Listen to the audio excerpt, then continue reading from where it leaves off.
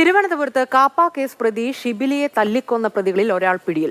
ഭീമാപ്പള്ളി സ്വദേശി മുഹമ്മദ് ഇന്നാസാണ് പിടിയിലായത്. ഒളിവിൽ പോയ മറ്റൊരു പ്രതി ഇനാദിനായി പൂന്തുറ പോലീസ് തമിഴ്നാട്ടിലേക്കും അന്വേഷണം വ്യാപിപ്പിച്ചു. കഴിഞ്ഞ ദിവസം പുലർച്ചെ 12 മണിക്കായിരുന്നു നിരവധി ക്രിമിനൽ കേസുകളിലും മോഷണ കേസുകളിലും ഉൾപ്പെട്ട കാപ്പ കേസ് പ്രതി ഷിബിലി മർദ്ദനത്തെ തുടർന്ന് മരണപ്പെട്ടത്. ഭീമാപ്പള്ളി കുന്നുവിളാകം സ്വദേശികളായ സഹോദരന്മാരായ മുഹമ്മദ് ഇന്നാസുമായും ഇനാദുമായും കൊല്ലപ്പെട്ട ഷിബിലി നിരന്തര കലഹത്തിലായിരുന്നു. പലപ്പോഴായി ഇവർ തമ്മിൽ വാക്കേറ്റം തുടർന്നു. ഇതിനിടെ കഴിഞ്ഞ ദിവസം ഭീമാപ്പള്ളിയിൽ വെച്ച് നടന്ന വാക്കേറ്റം പ്രതികളെ ചൊടിപ്പിച്ചു. തുടർന്നാണ് ഷിബിലിയെ വകവരുത്താൻ പ്രതികൾ രാത്രി ഷിബിലിയെ തേടി ഭീമാപ്പള്ളി കടപ്പുറത്തെത്തിയത്. മൂർച്ചയേറിയ ആയുധങ്ങളുമായി ഇവർ ഷിബിലിയെ ഓടിച്ചു. തുടർന്ന് ഇടവഴിയിലിട്ട് മർദ്ദിച്ചു കൊലപ്പെടുത്തുകയായിരുന്നു.